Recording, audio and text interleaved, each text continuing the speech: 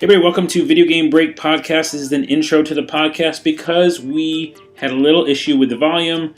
In the first 5 minutes of this, we were at a pub, and it was a little loud, and there was these people who were laughing a lot. Like, it was almost weird why they were laughing so much. Anywho, about 5 minutes after 5 minutes of this, we continued to finish our drinks, we stopped the podcast, had some fun, and then we came back to my place and recorded the rest of the podcast in the quiet, where we get our game nerd on. So, this is just my little disclaimer. Listen, 5 minutes will be a little crazy, and then it's smooth sailing. And please enjoy this episode with Mr. Tag Kelly.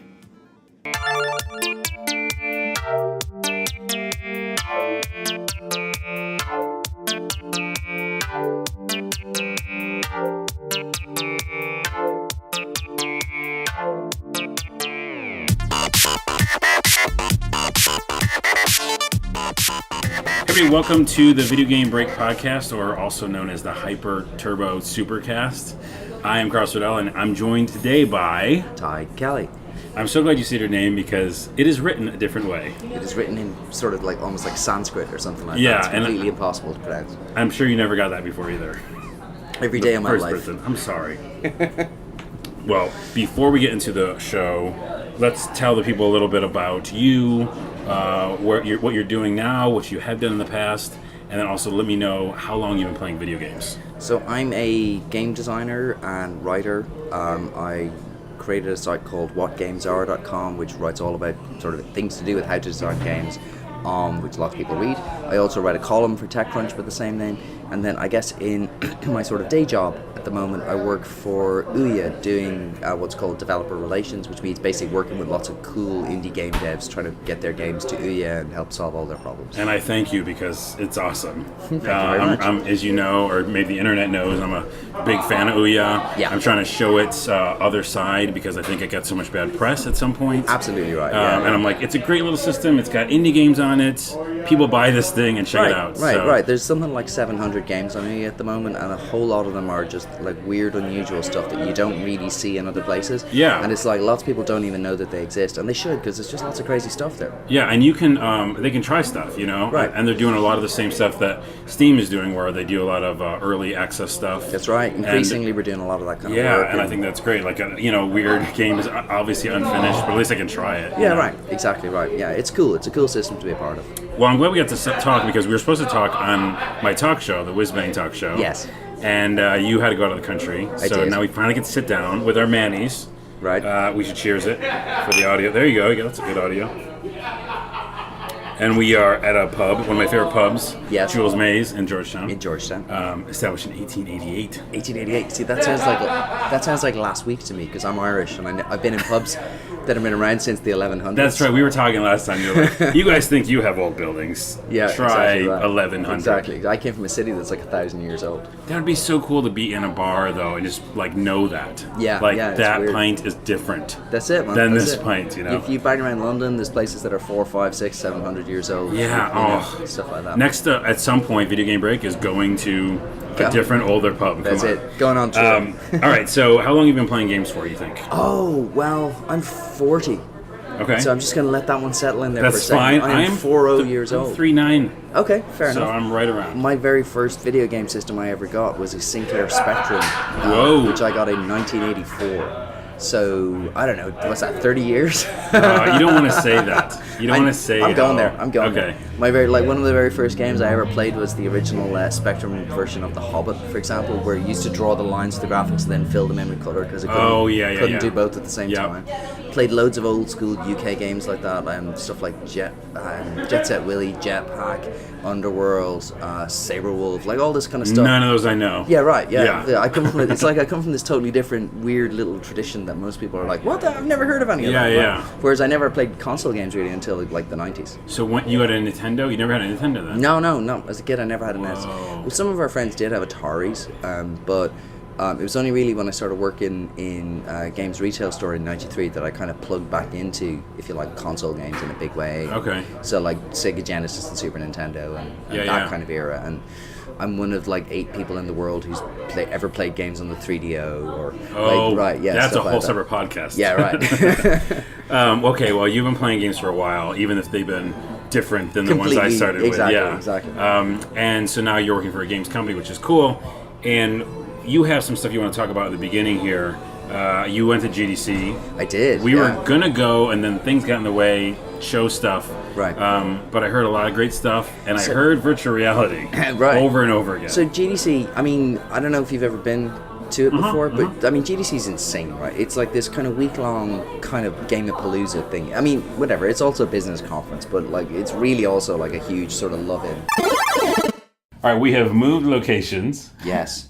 Because the bar we were at, which by the way is great, Jules Mays. It's lovely. It's lovely, but it was a little too loud at some point. It was very loud, and it had a very loud fridge. It had a loud fridge. Really loud. Why was fridge. that so loud? I don't know. It's like as though it was like the fridge for a nuclear reactor. I know. So we're here at my place, and we're going to finish the interview here. You were just talking about GDC. Yes. How you went. Yeah. So what I was saying was GDC is obviously this giant like sort of festival. It's not. It is the game developers conference, like so. It's a business conference and whatever. But it's also got this like enormous kind of cultural scene that goes around it at the same time as well. So a lot of people who come into GDC, it's not just to find out about the latest game development techniques or to do business deals or things like that. A lot of it is the parties, a lot of it's the social scene, a lot of it is kind of reconnecting with friends or catching up or like lots of things like that. And I was there for 6 days actually this time. Oh my goodness. That's yeah. Because on the Sunday before the main conference, they ran this event called Critical Proximity, which was like a lot of people who write, if you like, deep critical theory about games, like in a sort of an artistic context and stuff like that. And they were having a sort of a small kind of 1 day event. And then there was 2 days of the summits, which are like all of the like the education summit and the indie summit and the game animator summit, I think, and stuff, where like you get the real kind of hardcore, if you like, sort of disciplinary like sessions and lectures and talks and stuff like that. I love those, by the way. Oh, they're awesome. Yeah. Like, they're so cool. Actually, unfortunately, I didn't get to do a lot of those this year, but because I was doing way too much business stuff. But they're awesome. They're really, really cool. And then the last 3 days were, as typical, like the big expo show and all the rest of it. You know, yeah, I would say 25,000 people turn up now. It's crazy. Like, it's crazy. I remember going early on too, and it was a little less people, but I've always liked the fact that it's definitely for the developers first. Like you said, it's got these summits, it's got these great meetings. I've always loved the panels. The panels are why I go. I mean, of course I can play the indie games on the floor. I meet a lot of friends, and that's a fun part of it as well. But for me, it's about sitting in those panels, learning things. There was one where a guy talked about the MUDs. Remember the early massive multiplayer online games that were with text? Just amazing stuff, and like the history stuff they do, like the retrospective looks. Yeah. So for me, that show's amazing. Well, that's it. And I had the particular honor this year of I got to give a couple of talks. So I was part of it. I was, man, and that's for me, like, that's a really big deal, like, because like sort of coming from, if you like, all the way over in the UK and Ireland, where GDC is kind of seen as this like mystical gathering that sort of happens like in California, and that's interesting. Only people who can afford to get over there, if you like, kind of get over there and stuff. So to be so like talking at GDC was actually a really like personally very big deal. So how did it go, by the way? It went really well. Yeah. There's a session that they do on the Friday mornings, which is curated by a guy named Richard LeMarchand, who was one of the lead designers on the Uncharted games. Okay. And now he's a professor at USC. He teaches like game design to like lots of budding young students and stuff. And he curates this session every year. So he gets like 9 speakers to come in and give like these 5-minute like real precise talks. Oh, I know those. Yeah. Yeah, they're called the micro talks. Micro talks, yeah. And so like I gave one of those this year. I had like a 5 minutes. It's almost like, it's kind of almost like a game. So it's like you get 5 minutes, 20 seconds exactly. You get 20 slides exactly, and your slides will auto advance by themselves every 16 seconds, which is properly terrifying. Yeah, it's terrifying. Right? And then it's also interesting where you get placed. Yeah. Who you come after. That's it. So I got to lead. I was the first one. Oh, okay. Yeah. So I got to like set the tone type of thing, or something. And yeah, so like I gave a big talk all about this like games as an art, if you like, the legitimacy of games as an art form. In particular, I talked a lot about thama, which is a word that I use in my blog a lot, if you like, to describe this sort of unique quality of games. And so I can't tell you how excited I was. And it was awesome as well giving the first one, because it meant that I could sort of do my bit, be totally terrified, relax, sit down, and then watch all the other talks. You know what that's so like is when I used to do music, which I don't like saying used to because I will do it again. Yes. But when I did do a lot of band stuff, that was the same thing. I didn't mind opening. Right. Because I was like, then I can just have a drink. Yeah. And relax and enjoy the show. Well, exactly. If you were like headlining, by the way, it is sometimes terrible. Right. You know, you're like, okay, it's all leading up to us doing something hopefully amazing. Right. And listening to the crowd for like an hour and realizing that they're not that into it. They're not into it. Oh yeah. There's totally been times where it's time for us to go on, and I'm like, well, the audience has already left us. Right. You know, like exactly. we have no chance of it. Exactly. And then the funny part of it as well was you may, as I was saying to you privately earlier, I have a touch of laryngitis at the moment. Right. But actually, I had it much worse last week. So when I'm doing my talk, I sounded a little bit like Vader. You know, I'm literally going, I will tell you about video games. I'm like, whoa, Darth Vader's here? Yeah, kind of, yeah. Plus, I for some reason, I got it into my head to dress up. So, like, everybody else turned up in hoodies and t-shirts, and I gave my talk in, like, a big old white shirt and a jacket. I think you're going to say you're dressed up in, like a black outfit. And I was like, I get the Darth Vader reference now. So, yeah, that's pretty weird. So, I heard virtual reality was all over this place. So Oculus was everywhere at GDC, and one of the big booths, if you like, with like queues of people like waiting to sort of get up and kind of see it and all that sort of stuff. And Oculus has been really big in the news, obviously, for the last week and a half or so, because they got bought by Facebook, which has made a lot of people feel very weird. We talked about it in the last episode of podcast. There you go. We had some thoughts. Very weird feelings. Very weird thoughts. Very complex feelings. Yes, and on the other hand, then they've hired what's his name, Michael Abrash, away from Valve, who's like Valve's kind of chief VR scientist and stuff. And so on Sunday, I write for TechCrunch, and so on Sunday, I wrote a column for TechCrunch where I basically sort of said that I think that VR might be in trouble. That although there's such wonderfully wild ambition, if you like, around what people wanted to do, but if you sit down and really listen to like some of the bars that people are kind of setting for like what it's going to take for VR to kind of get to the point where it's like good enough to sort of achieve what they call presence, which is like, you know, imagine you're playing Skyrim, you put on your VR set, and like what does it take for you to like actually believe you're there, rather than kind of feeling a bit dislocated and saying, well, maybe I'm there, maybe I'm not. And it turns out like that bar is actually stupidly high. And the word from even guys like Abrash talking at Steam Dev Days last year about it, like that there are certain aspects of the technology that are getting better, and that's cool, but there's lots of other stuff as well to do with, like, say, how well they track location, or how well they track how well the lenses kind of behave for your eyes and stuff like that. Right. And the overwhelming message I'm hearing a lot is actually it's way off in terms of, like, it's way further away than we think it is. Yeah, because it's still in the development. It still comes down to developers using this technology and then doing something right with it. But it's interesting because what I heard coming out of the conference was, you know, only positive for VR, especially with Sony jumping in the game. You know, and that other company, what's the other company that's doing a VR? I can't remember. I forget what they're called, but they like just showed up and like, hey, we have a thing. So people jumping into space is one thing. Big time. And it's definitely an exciting kind of like, oh, people are going to try to do this. But like you say, a different kind of a slant on that is that you still need developers to do stuff. Well, I say that, but actually I say it's more.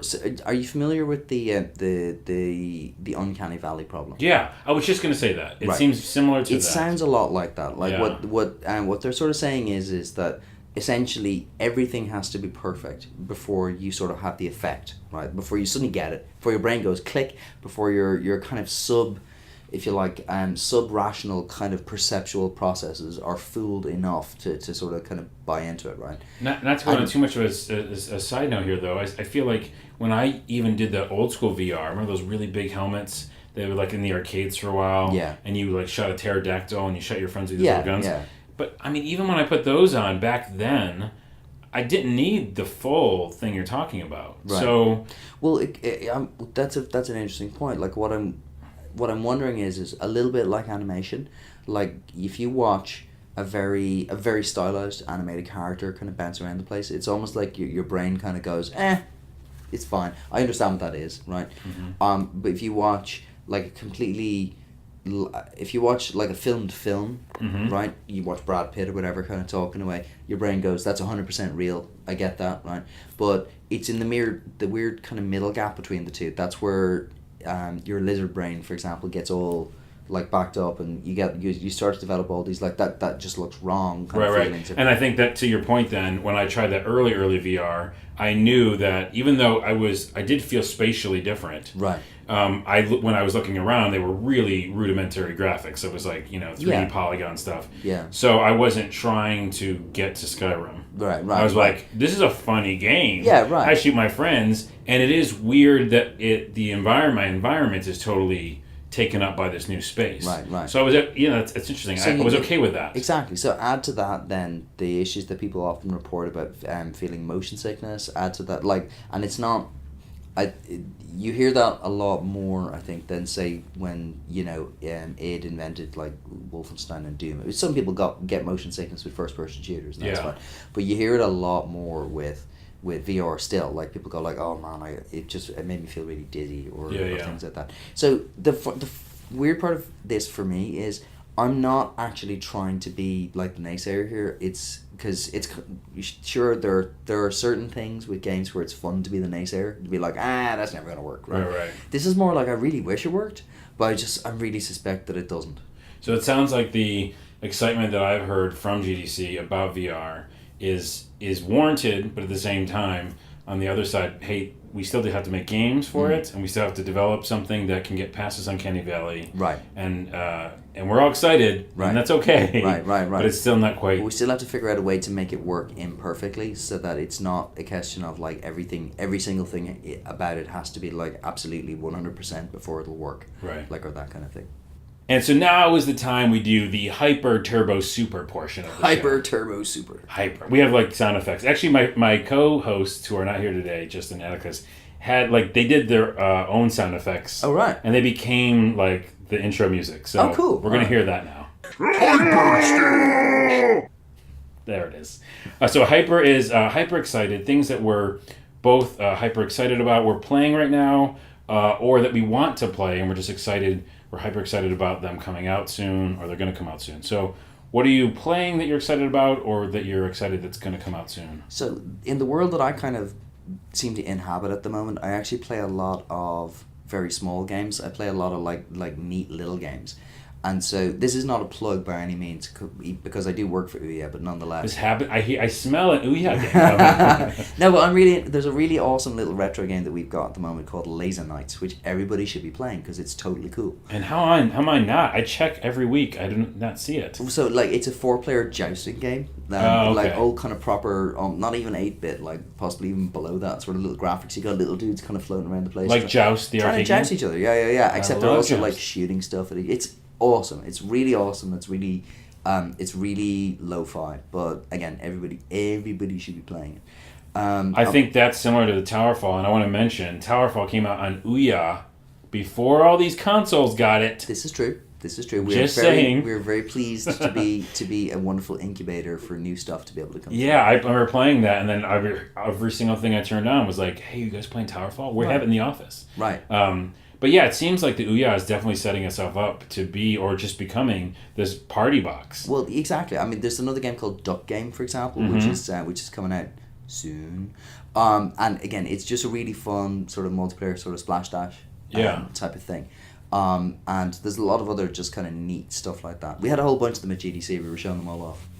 You have the ability to do 4 controllers? Mm-hmm. Okay. Mm-hmm. It's just you just keep buying controllers and they all work. Exactly right. Just Yeah. You just plug them in one after. I remember back in the day I had the TurboGrafx, which was on last episode, and you had to buy a separate unit, like the tap, right? Like plug the controllers, right? And then whatever. So outside of my shop, so to speak. Then that's okay. I'm super excited to get a Xbox One as soon as I can afford it and get Titanfall. I hear nothing but really good things about that game. Yeah. And I mean, like, properly so. Everybody seems to be really raving about it. Some people have started to talk about it as being the next Halo and all that sort of stuff. So I gotta get me some of that.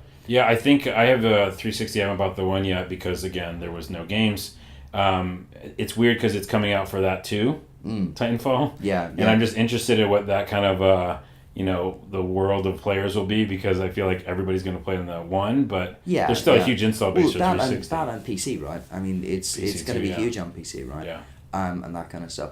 And then, I don't know, I mean, it's weird. I'm sort of in a strange state where I'm not like hyper excited for any one thing. I'm just sort of really keen to see like what everybody's doing like over the next 6. I really want to see what PS4's kind of banner game is going to be, for example, or like that kind of thing. I just want to see. It's not Second Son. That seems amazing, but it's still not that kind of exactly. You know, I guess it's just one of those times for me. So you're hyper excited about everything. Always. That's your answer. Always. Hyper excited and hyper critical at the same time. Nice.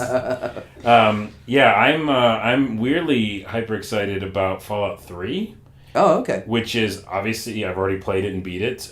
Tons of people have already played it. Yeah. It's similar to Skyrim, which I recently went back to finish the Dragonborn DLC. Yeah, okay. Because I hadn't done that. Sure. Which, by the way, is great. Sure. I think a lot of people, started it and just didn't, but it's an awesome ending as well. Sure. You ride a dragon, spoiler. Oh, that's all right. Yeah, it's not bad. Dragons are cool. But and similarly, I went back to Fallout 3 because I never played the Mothership Zeta, the last DLC with the aliens. Right. Did you play that? Nope. See? Yeah. And that world, if you talk to anybody, you talk to most people, let's say, right, they're all going to go, yeah, Fallout 3, love the combat system, right, could easily go back to it like a Skyrim. Yeah. So I jump back in. I'm doing the fast, get through the game quick mode thing, right, so that I can get to some of the DLC that I had never played. And it just really feels it holds up. Sure. I mean, I don't know, I forgot when that came out. Kill me, sure, the internet, I'm sorry. The other one we got to say, of course, is because it is April 1st, I'm super excited for Half-Life 3, which has clearly been announced today. It has been announced today. No, you did it wrong. That is the wrong way to do it. Can we rewind? Hold on, watch. Okay, ready? I'm super excited for Half-Life 3.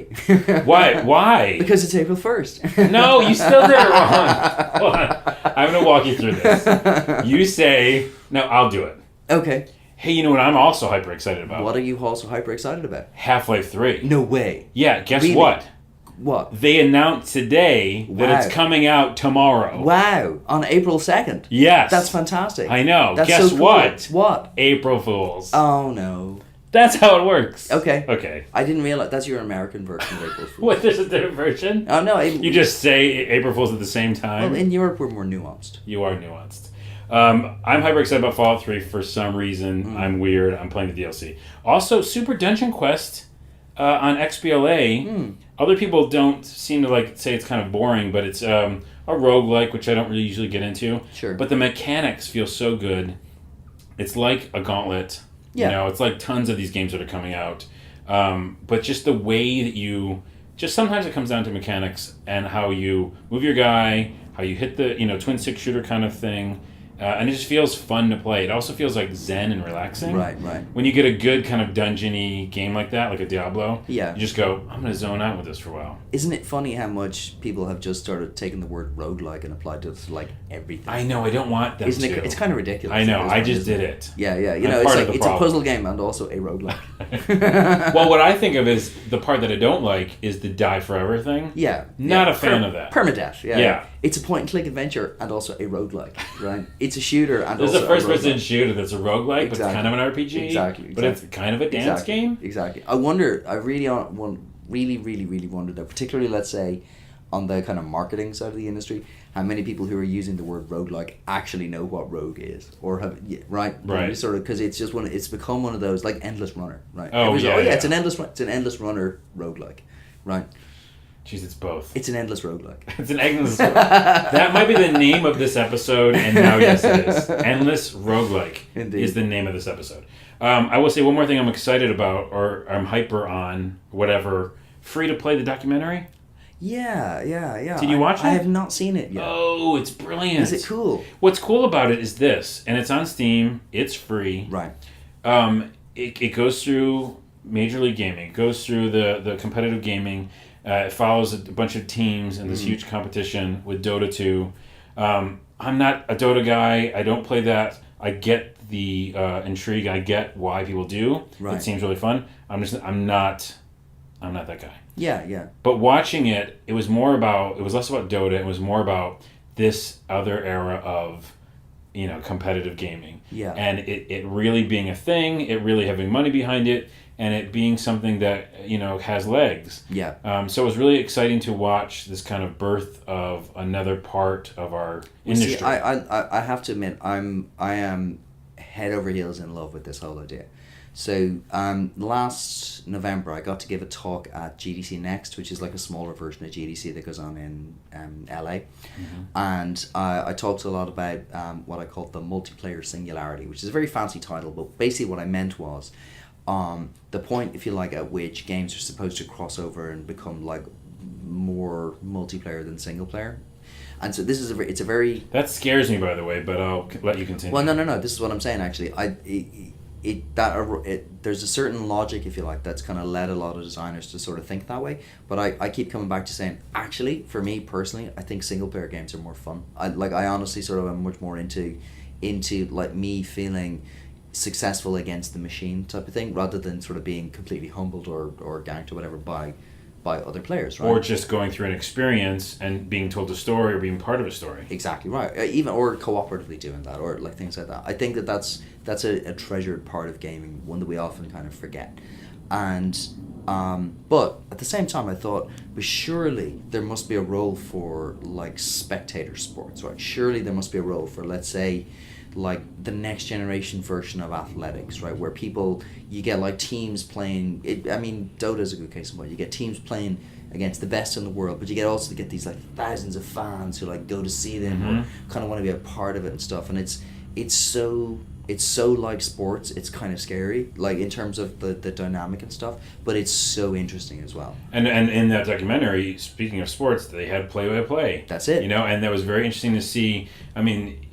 It was a little too, you should know this game to understand what we're doing play-by-play. Yeah. And I feel like they could even, coach that a little bit and be like, as they do the play-by-play, kind of explain a couple more things. That's a bit like, though, if you ever watch, so it's been a fun experience for me, because I only emigrated to the US last year, and so it's been a fun experience for me trying to understand American sports, right? Because I kind of like sports. I'm not like, I don't hate them, I don't love them, but I kind of like them. Mm-hmm. But I come from, a country where people play like rugby and soccer all the time, right? And cricket and stuff like that. Baseball is completely impossible for me. Basketball is like, what is going on, right? NFL, I sort of know a lot about because I was into it when I was a kid. But my wife, for example, looks at me looking at it, getting very excited by it. She's like, what's going on? She's just like, seriously, this is like a totally weird game. And like, rugby is so much more fluid. Like, what's going on? And I keep trying to explain to her, but it's a different game and the rules are all very complicated and stuff.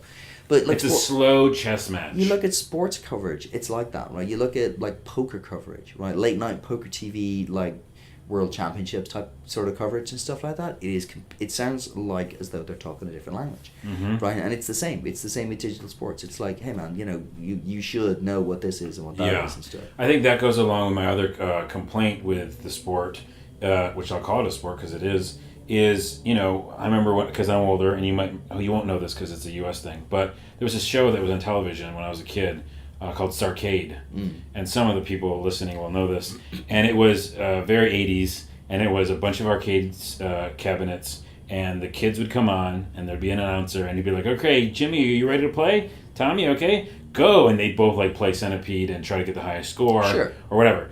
But the thing is, they would play a variety of games, and that was really exciting to me. Like, oh, now they're playing Wizard War, now they're playing an RPG type of game, now they're playing Mario Brothers. So what I want of this sport is it to expand, because it's really real-time strategy right now. I mean, it's hardcore real-time strategy. Right. All the money is behind that particular genre, and I just think that that's a miss. Maybe it's because it's how it naturally happened with Europe and Thailand, and where these games are being like the most of the players are. I'm not sure. Some of it's to do with technology as well. Like those kinds of games, I think, because of the vagaries of things like latency and stuff like that, they tend to be the kinds of games, I think, from a competitive perspective, that if you like hold up well enough to be played remotely. Whereas say like first person shooters, for example, often have, it can be very hard to make sure that there's a sort of an even playing field and stuff. That's interesting. Okay, I will accept that answer for now. Okay, all right, but we all look forward to a better day. Yeah, and also like platformers, wouldn't that be fun? Like competitive platformers. Yeah. Because there are people that are amazing. I mean, just it. watch anything from a speedrun, Mario Brothers, whatever. Right. Right. That's I said my piece. Sure. And I would love that to happen. Let's move on to Turbo. I think if we keep saying the word, then in editing I can just edit it to sound cooler. Turbo. I mean, not like in a row. You're just going to keep saying it. Anyways, it's the retro game question I ask, and then whoever's in the show answers it, and here we go. If trapped on a desert island that mysteriously has power for some reason, let's say in a nearby hut, which old school game would you want with you? We've determined old school means before PS1. I would love... This is going to properly be like, what is he talking about? I would love... Is it a Sinclair game or whatever? Kinda. Okay. Kinda. I would love a BBC Micro playing the original version of Elite. You have not answered the question. So, we'll move on to me now. So, explain that answer. So, BBC Micro was one of the like 1980s like original microcomputers that people so like it was a big they were made, I think they were actually made by Acorn, but the BBC was branded for whatever reason, and they had a lot of old school games, just like the Spectrum, just like the Commodore 64, whatever, right? Nobody outside of the UK and Ireland has ever heard of them, but they had some real kind of signature stuff, one of which particularly, probably the most famous game that ever came out of it was the game Elite, which is the original space trading game. So you'd fly from planet to planet. The whole thing was like, I don't know, the entire game was something like 50k or 100k in size or something. But the guys who created it, which was David Braben and Ian Bell, had managed to procedurally generate a whole frigging galaxy in there. And so you could just lose yourself forever and ever and ever in that game. And isn't that funny that, again, I've said this many times on many shows, with limited memory, how still vast you can build stuff. That's right. It's in the way you develop it. That's right. And like, there's almost like sort of there's an old man part of me somewhere that like looks at some of the stuff that people make today, and I'm all like, kids today, you don't know, you don't understand. I think when we first met, that was part of our talk about like, well, they could do it this way. Right. You know. Right. I will pick a similar thing and say Ultima 7 for the PC. Okay. Which is something that I continually talk about, and I sound like a broken record, but essentially the short version is, it is a very full, like that game, as you told me, full world. I mean, you can pick up everything in that game, up down to the spoon or fork. Right. There's actually a god mode where you can hack it, where you can pick up pieces of land and kind of terraform the place. Right. So with the hacking editor tool and just the game itself, that thing would keep You'd just be lost forever. Absolutely. It'd be my own little island. Yeah. And you'd have your own little universe. Indeed. Apparently, I would be zipping around the galaxy while, also hoping to get Mai Tais somewhere on this little island. I know. Well, they have powers supposedly. Well, there you go. So they must have Mai Tais. We're gonna we should probably just go to the island. It doesn't sound that bad.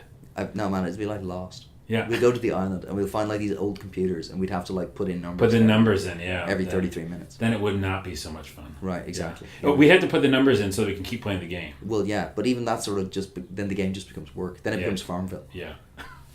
I don't know how you got to Farmville, but we did. All right, let's do the last part of the show, and it is Super Battle. This is where we pick two video game things, and they're pitted against each other. And we pick the winner by picking each of us pick a winner. Okay. And if we come to a draw, then the internet decides. Okay. When I do this with Justin and Atticus, it's pretty easy because there's three of us, so sure, it works out. Sure. This might be a draw. Here we go. It's an easy answer for me. Let's see. Better video game character, and I stress character, like what they're about, who they are. Mm-hmm. Mario versus Link. Better video game character, Mario versus Link. Now, fanboys, craziness. I'm sure this is a huge war somewhere. Okay.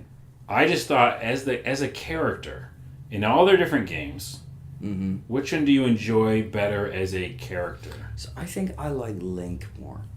Okay, explain. And I think I like Link more because he feels more like he's got sort of skin in the game. Like he's kind of more, I don't know, like that he's more, so like, you know, you've got the opening of Ocarina of Time, for example, where Link is, you know, he's the boy without a fairy, and you kind of get this kind of whole idea that he's kind of like a touch of an outcast, or that he's got something to prove. He's got something to sort of, he's got something to sort of say, right, or something like that. Whereas Mario, for me, Mario's always just been blank. I mean, there's like, I don't know, the weird part for me is, and I get into some trouble with this from time to time, but I'm actually not I'm a very big appreciator of like Nintendo games from the point of view of a designer, but I've never really been into their vibe that much. And so Mario, for me, Mario is like the ultimate expression, if you like, of their vibe, and I don't jive with it. I never have. So Mario's like, whatever, okay, you know, it's a me Mario. Yeah, it's fine, but like I don't really care about it beyond that. You know, I really appreciate the design skill that Nintendo put into some of those games. I mean, it blows my mind. Yeah. But at the same time, I just never, my soul doesn't sing with it. Well, I won't give you my answer yet. I will say I'll play devil's advocate for on Mario's behalf, before we throw him under the bus, is that I would say that Link, the problem I had with Link when making this decision was, you know, there are a million RPGs, and they all have a character like Link. I mean, obviously, Link has some special different things. He's got history, whatever.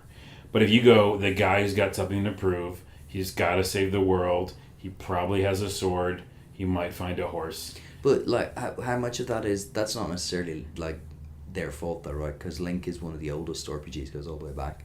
Whereas, but there's PC RPGs before that. I mean, the but idea of RPG, I just feel like, I mean, Legend of Zelda is a first console type thing. Right. I mean, if I were play devil's advocate, I would say that there are other RPG type characters that fit his bill. Sure. And what makes him unique, besides the gameplay, we're not talking about that yet, we're just talking about the character. You know, his story, similar to Mario, is, to me, not like fully filled in either. I don't feel like... Well, I mean, that's always the way, though, right? Like, there's a great body of theory that suggests that, and I think I subscribe to it, that all the best video game protagonists tend to be blank. Like, that they're all tabula rasas. And by virtue of doing that, the player's able to, if you like, impose his own personality upon that character, and therefore, in a sense, like, express himself more strongly through that character. Whereas the more the character is imposed, the harder it is for the player to do that, and it's a bit disconnecting. Yeah, 100% agree. And those are the kind of games I like the most. Right. But, I mean, this is, obviously, there is a history with him. He's got his backstory. So, okay, so now I'll go with you, and, well, I'll play one more devil's advocate. Not answering this right away. The devil's advocate. Devil's advocate is that Mario, what's interesting about him is he, like you said, he's a blank slate at times, but he's been in more situations than Link. So he's been racing cars, he's been battling monkeys, he's been literally battling everything you can think of in Super Mario World. He has a brother, which is a dynamic there, but just as an adventures alone, yeah, his story does always feel kind of empty, but he seems to go on more adventures that are varied. Sure. And I think if you were thinking about the movies and a character in a movie who has, you know, been going through a lot of different experiences, you might pick him as a more interesting character because he got to go on more adventures. Like, but the flip side of that is that means he's just generic. Yeah, like, right. Oh, he's fine. He can plug into any situation, fine. But by contrast, that means he doesn't really have anything about him. Like, you know, he's not connected. That works against him. Essentially, yeah. You know, I would love to see a Legend of Zelda film. Actually, now that you just say it like that, I was like, that would be actually quite. I'm sure there's a bunch on YouTube that are maybe not so good, but I'm gonna agree that it's Link. Okay. I think he just has character. Yes. I would again. The third devil's advocate is that I don't think it's still as strong as people think to get people hating me. But that's a whole other debate. But that's a whole other debate. Right. But he wins. Right. Link is the winner. Ding, ding, ding, ding, ding, ding, ding. Which you may sound. Also, do you know the origin of the phrase devil's advocate? No, but please tell me. The devil's advocate is hang on, I'm going to get this wrong. In the Vatican, in Rome, the devil's advocate is a priest who argues in favor of the devil. And Oh my at goodness. That is what he is literally. It's like the defense. They still have one? It's like the prosecution and the defense, right? In a court case, you have, like, say for example, if they're trying to examine the veracity of a miracle or something like that, there is someone who is, quote unquote, the devil's advocate. And he's like yelling objection. Essentially. Objection! The devil would not be down with that. The devil has an objection. Exactly. He talked to me earlier. Right. Wait, they don't talk. That's not like a. It's. No, he's just, no. It's like they would have it's a whole thing. But wow. All right, you heard it here first on Video Game Break Indeed. podcast. Devil's Advocate. Well, thanks for being on the show. I'm so excited for you to finally sit down and talk. Yeah. Sorry we couldn't stay at the bar and have more pints, but of course we'll do that off the podcast. Indeed. And where can people find you on the internet? So you can find me at www.whatgamesare.com, and on Twitter I'm at Tide Tiger, TIEDTIGER. There you go. And what's coming up? Anything else you want to plug? Ouya's awesome. Everyone should go check one out. Ouya's awesome. Everybody should go check one out. And you should go buy one. They're super cheap. And what was that game again? The fun... My favorite one? 4-player game? Duck War was one of them, and the other one was Laser Knights. Laser Knights. All right, so check that out. So you should check those two out. And and just, follow me, see my stuff. And your book will come soon at some point? My book will come. We're waiting for probably next year, but it's being... No rush. It's being gestated at the moment. Yeah, okay. And you can follow me on the internets, Twitter, at Onawa, O-N-A-W-A. Go to our website, videogamebreak.net, which has got a relaunch. I just kind of like overhauled it, and relaunched it. Right. And you can check that out, as well as we're on the iTunes now.